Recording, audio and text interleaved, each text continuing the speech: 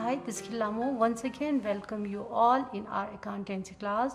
Today we will continue our last class, that is cash flow statement. Cash flow statement, cash flow from investing activity. Cash flow from investing activity क्या होता है? कल हमने मतलब समझा था, meaning समझा था, आज हम फॉर्मेट कर रहे हैं, जो कि कल मैंने cash flow from operating activity किया था, आज मैं सेकेंड पार्ट यानी कि B part cash flow from investing activity से कर रही हूँ. ठीक है, तो cash flow from investing activity, जैसे कि cash flow from operating activity में 3 कॉलम्स बनता है. पार्टिकुलर्स, रुपीज, जितने भी 100 तरीके जो चेंजेस होते हैं वह, और फाइनल रिजल्ट लास्ट. उसी तरह से ये बनेगा column, 3 column, particulars, rupees, rupees. ठीक है, अच्छा जी, सबसे पहले cash flow from investing activity में क्या आएगा? कल मैंने बताया था, जितने भी फिक्स्ड एसेट से रिलेटेड है, जितने भी इन्वेस्टमेंट से रिलेटेड है, वह सब इन्वेस्टिंग एक्टिविटी में आएगा. तो यहाँ पर फिक्स्ड एसेट और इन्वेस्टमेंट से रिलेटेड सब यहाँ पर आएगा, यानी कि इन्वेस्टिंग एक्टिविटी में. परचेज ऑफ फिक्स्ड एसेट यहाँ पर आएगा, लेकिन वह माइनस होगा. क्यों? हमने फिक्स्ड एसेट खरीदा तो हमसे कैश गया तो माइनस. ठीक है, सेल ऑफ फिक्स्ड एसेट, सिर्फ फिक्स्ड एसेट बेचा, मैंने फिक्स्ड एसेट बेचा तो क्या आया? पैसा आया, कैश आया, तो कैश प्लस.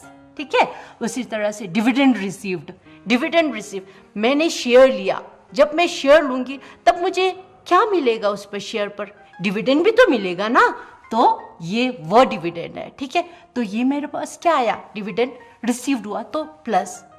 डिविडेंड कब रिसीव्ड होता है? मैंने शेयर्स लिया, शेयर्स पर मुझे क्या मिलेगा? डिविडेंड मिलेगा, तो ये यहाँ पर प्लस होगा. उसके बाद इंटरेस्ट डिविडेंड, मैंने एफडी कराया. अब मैं इन्वेस्टमेंट की बात कर रही हूँ ना, ये तो इन्वेस्टिंग एक्टिविटी है ना, इन्वेस्टमेंट की बात कर रही हूँ, इन्वेस्टमेंट कॉलम की बात कर रही हूँ ना. तो मैंने क्या किया? एफडी कराया बैंक में, मुझे उस पर एफडी पर क्या मिलेगा? इंटरेस्ट मिलेगा, तो इंटरेस्ट रिसीव हुआ क्या होगा?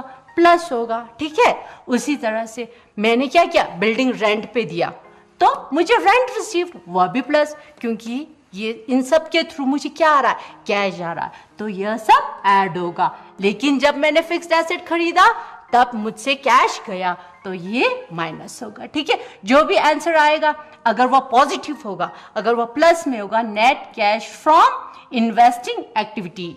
ठीक है, अगर वह माइनस में होगा तो net cash use in investing activity.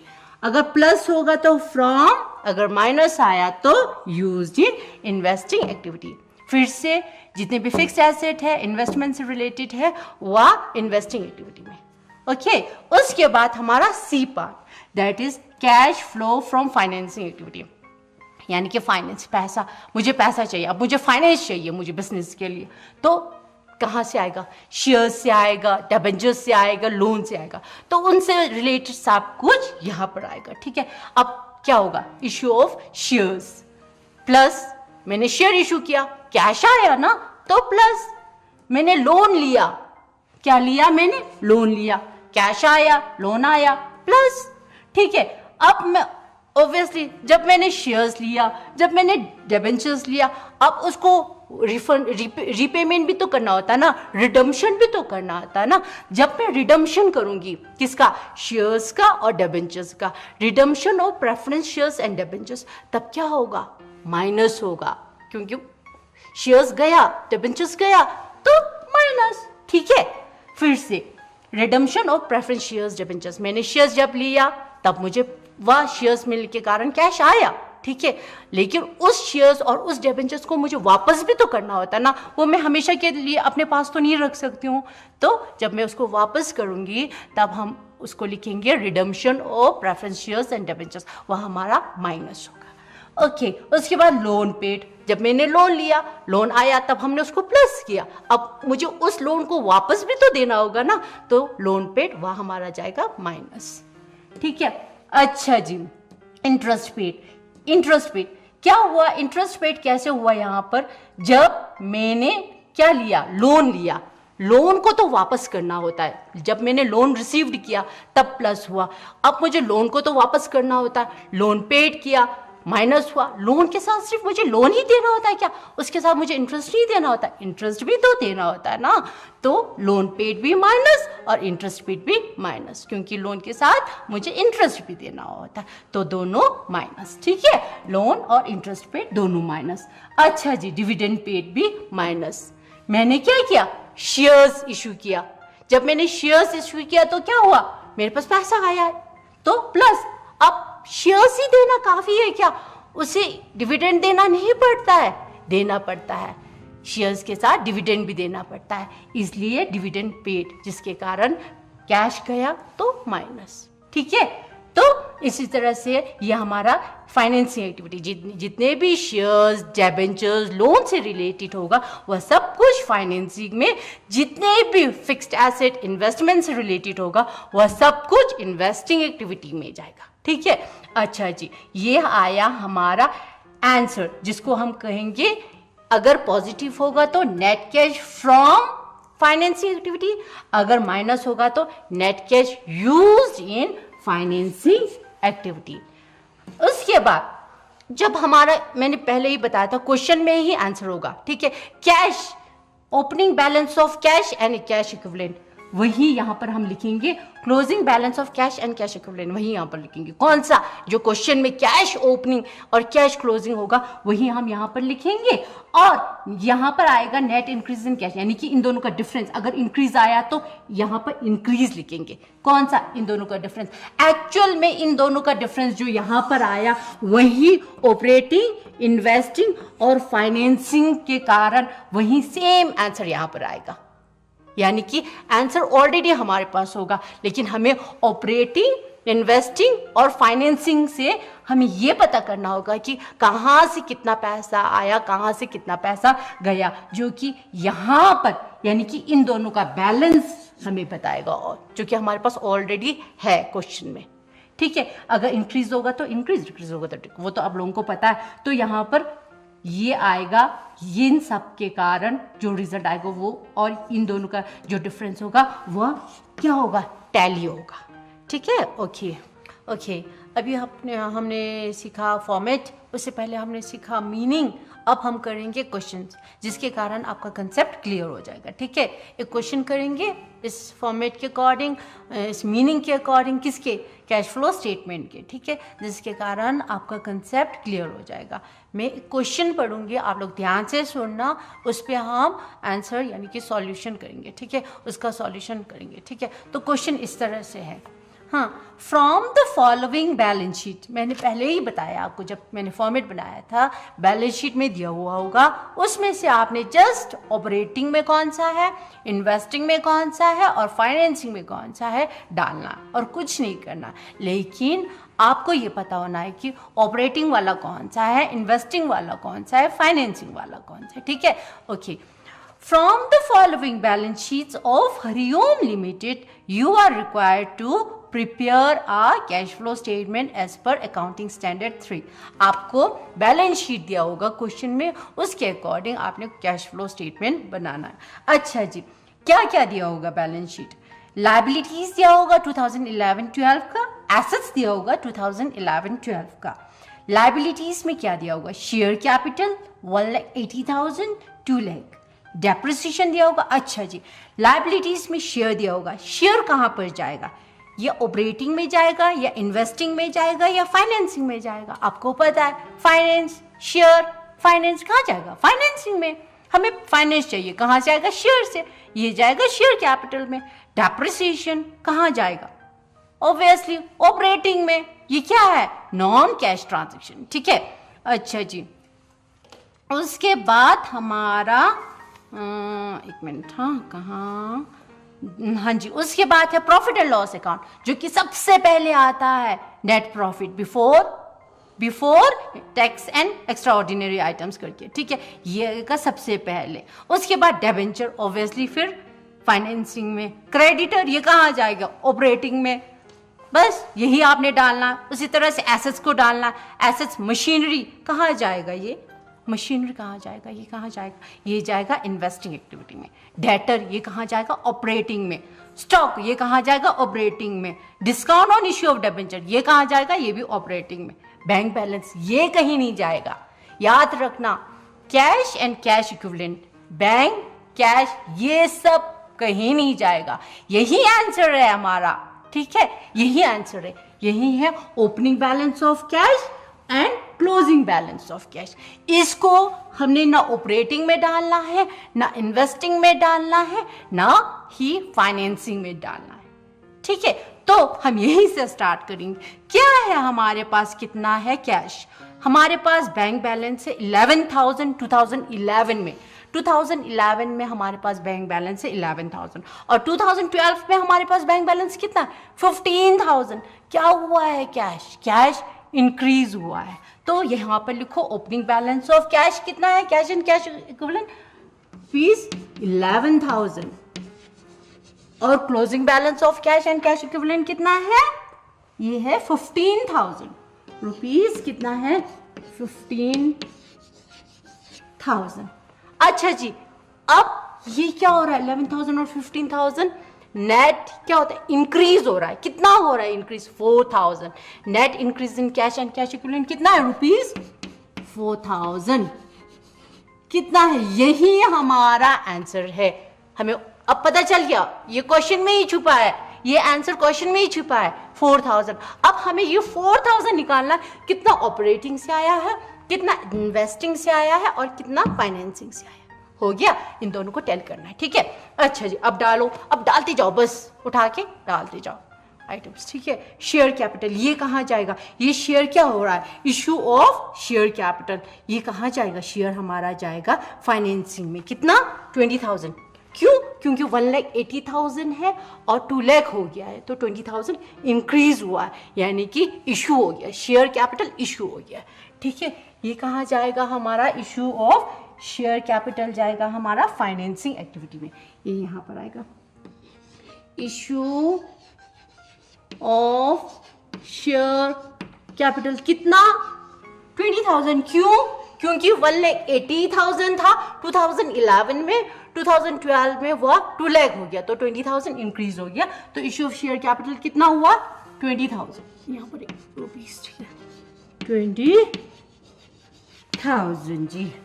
उसके बाद हमारा है शेयर कैपिटल के बाद डेप्रिसिएशन, 60,000 हमारा डेप्रिसिएशन था 2011 में, अब 62,000 हो गया है डेप्रिसिएशन 2012 में। ये डेप्रिसिएशन कहाँ जाएगा, ये जाएगा हमारा ऑपरेटिंग एक्टिविटी में, डेप्रिसिएशन जाएगा। यहाँ पर मैंने जो कि पहले बताया, नेट प्रॉफिट सबसे पहले लिखना होता है, इसलिए उसके लिए यहाँ पर एक स्पेस छोड़ो आप, net profit, net profit before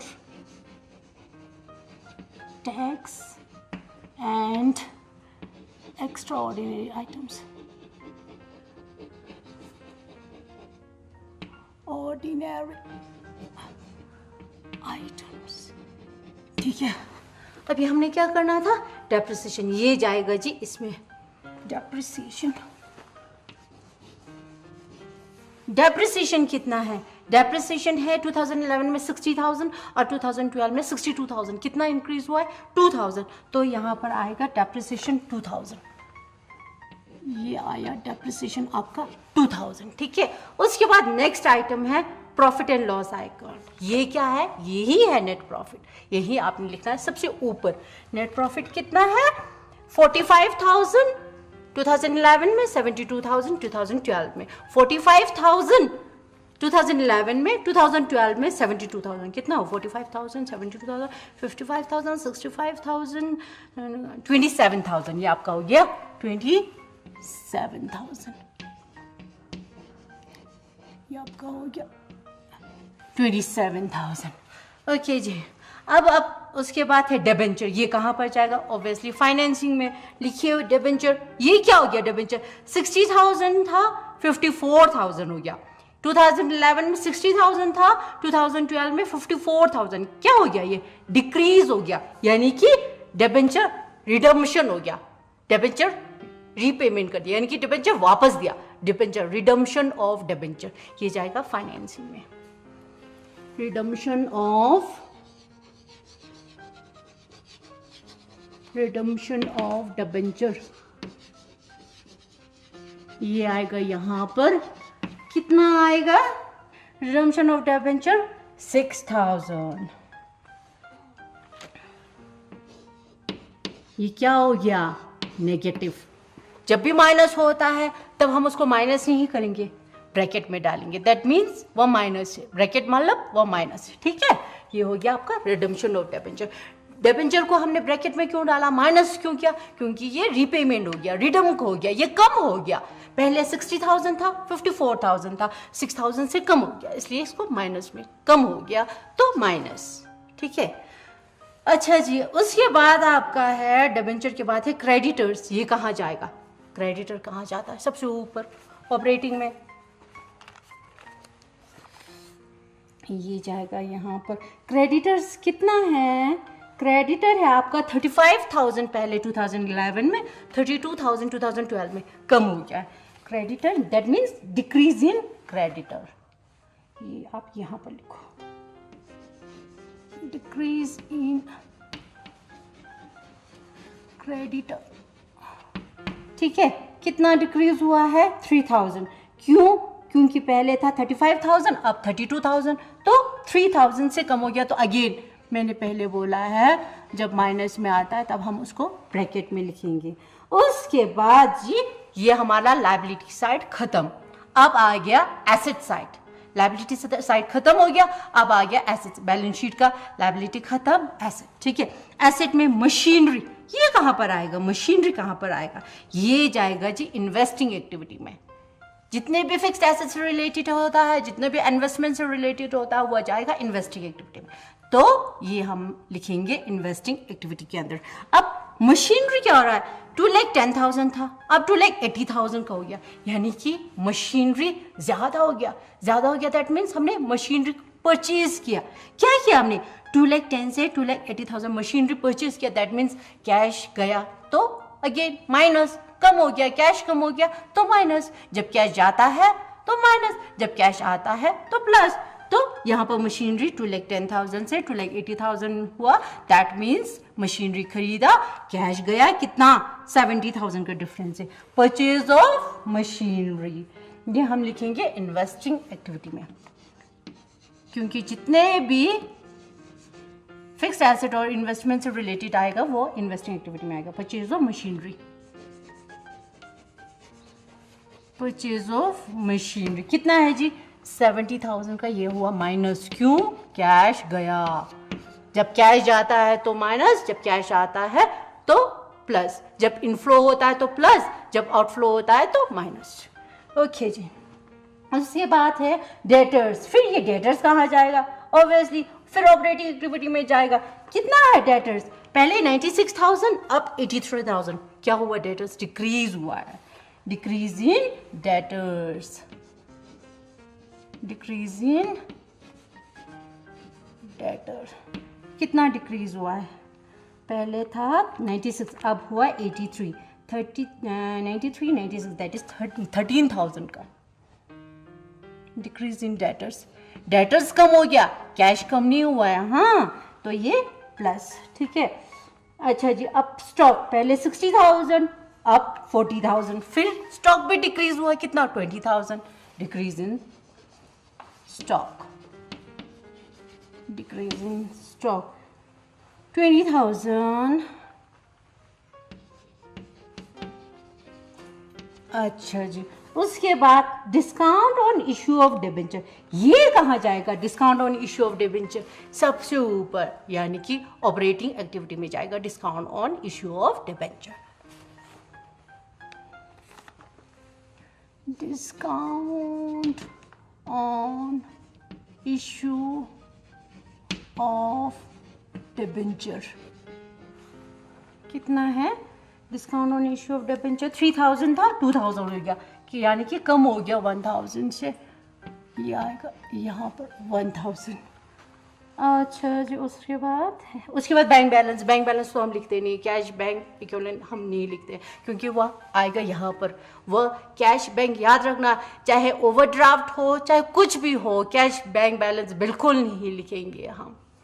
क्योंकि वो ओपनिंग बैलेंस और क्लोजिंग बैलेंस में आएगा, वह किसी भी फॉर्मेट में, यानी कि किसी भी आइटम, ना कि ऑपरेटिंग, ना कि इन्वेस्टिंग, ना कि फाइनेंसिंग, इन तीनों में किसी में भी नहीं जाएगा। ठीक है, ये बहुत ज़रूरी है, ध्यान रखना। अगर ये आपने डाला तो आपका सारा आंसर गलत वलत हो जाएगा। ठीक है, तो जी ये हुआ आपका ऑपरेटिंग, इन्वेस्टिंग और फाइनेंसिंग। ठीक है, क्या क्या डाला आपने? 27,000 डाला net profit before interest and tax, depreciation किया 2,000, discount on issue of debenture डाला 1,000। ठीक है, लेकिन इन सब को और इसको अलग करेंगे, क्यों? क्योंकि ये आपके करंट है, आएगा ये इसी के अंदर, यानी कि ऑपरेटिंग के अंदर, लेकिन ये क्या है? ये करंट है, ये करंट एसेट और करंट लायबिलिटी है। ठीक है, तो इसका हम अलग करके क्या लिखेंगे? इसका जो भी आंसर आएगा उसका हम लिखेंगे ऑपरेटिंग प्रॉफिट। इसका आंसर जो भी आएगा हम लिखेंगे operating profit, operating profit before working capital changes, before working capital changes, before working capital changes. क्यों? क्योंकि ये जो है ये वर्किंग कैपिटल है। ठीक है, और ये हमारा वर्किंग कैपिटल नहीं है। ठीक है, ये क्या है? ये क्या है? ये हमारे वर्किंग कैपिटल नहीं है। ये क्या है? ये हमारे वर्किंग कैपिटल है, इसलिए ऑपरेटिंग में दोनों आएगा, लेकिन इसके बाद यानी कि operating profit before working capital changes, यानी कि इसका आंसर जो भी आएगा वो यहाँ पर लिखने के बाद यहाँ पर हम वर्किंग कैपिटल लिखेंगे, चाहे करंट एसेट हो चाहे करंट लाइबिलिटीज हो। ठीक है, तो इसको टोटल करो 27,000, 29,000, 1,000, दैट इज 30,000। यह हमारा आंसर हुआ 30,000। ठीक है, ओके, उसके बाद डिक्रीज इन क्रेडिटर कितना है? 3,000। डिक्रीज इन डेटर कितना है? 13,000। डिक्रीज इन क्रेडिटर कितना है? 3,000। ठीक है, अब क्या करेंगे? अब हम इसको सॉल्व करेंगे तो 20 plus 13 that is 33,000, 20 plus 13 that is 33,000, लेकिन ये माइनस से, याद रखना ब्रैकेट वाला, दैट मीन्स माइनस। 33,000 में से 3,000 माइनस किया तो 30,000 कितना आया? 30,000 आया। ये कितना आया? 30,000 आया। ये क्या है? ये वाला। ठीक है, अब लेकिन हमें यहां पर क्या करना? फाइनल रिजल्ट निकालना। फाइनल रिजल्ट किसका? ये किसका है? Cash flow from operating activity. यहां पर आएगा net cash from operating activity, plus में आया इसलिए तो फ्रॉम। ठीक है, 30,000 प्लस 30,000 दैट इज 60,000। ये यहाँ पर आया आपका माइनस में, इसलिए आएगा नेट कैश यूज्ड इन क्या? इन्वेस्टिंग एक्टिविटी, क्योंकि माइनस में आया तो यूज्ड इन इन्वेस्टिंग एक्टिविटी। कितना? 70,000 माइनस। ठीक है, उसके बाद यहाँ पर प्लस में आया, क्यों? 20,000 माइनस 6,000 कितना होता है? 20,000 माइनस 6,000 दैट इज 14,000। इसको लिखेंगे नेट कैश फ्रॉम, क्योंकि पॉजिटिव है इसलिए फ्रॉम क्या है? ये financing activity, from financing activity. कितना आएगा? यहाँ पर आएगा 14,000। अब आप लोग देखो 60,000 प्लस 14,000 दैट इज 74,000। 60,000 कहाँ से? ऑपरेटिंग से, फाइनेंसिंग से कितना? 14,000 दैट इज 74,000, और उसमें से 70,000 माइनस किया तो कितना बचा? 4,000। हुआ ना आपका आंसर टैली? तो ऑपरेटिंग, इन्वेस्टिंग और फाइनेंसिंग तीनों मिलाकर भी कितना आया? 4,000। हुआ ना net increase in cash and cash equivalent. ठीक है, हमारा जो क्वेश्चन था और ये जो आंसर आया ऑपरेटिंग, इन्वेस्टिंग, फाइनेंसिंग दोनों टैली कर रहा है। ठीक है, एक गोल्डन रूल बताती हूँ आपको, कुछ भी नहीं है, आसान है कैश फ्लो स्टेटमेंट। एक गोल्डन रूल बताती हूँ, जब एसेट इंक्रीज होता है तब कैश डिक्रीज होता है, जब एसेट डिक्रीज होता है तब कैश इंक्रीज होता है। ये गोल्डन रूल चाहे एसेट्स हो चाहे लाइबिलिटीज, हर एसेट और लाइबिलिटीज पर फॉलो होगा। मैं गोल्डन रूल आपको लिख के दिखाती हूँ। अगर एसेट इंक्रीज होगा तो कैश डिक्रीज होगा, अगर एसेट डिक्रीज होगा तो कैश इंक्रीज होगा। अगर लाइबिलिटीज इंक्रीज होगा तो कैश भी इंक्रीज होगा, अगर लाइबिलिटीज डिक्रीज होगा तो कैश भी डिक्रीज होगा। ठीक है, प्लस ये एक गोल्डन रूल है, ये हर एसेट और लाइबिलिटीज पे फॉलो होगा, हर एसेट और। That's all for today's class. Thank you, have a nice day.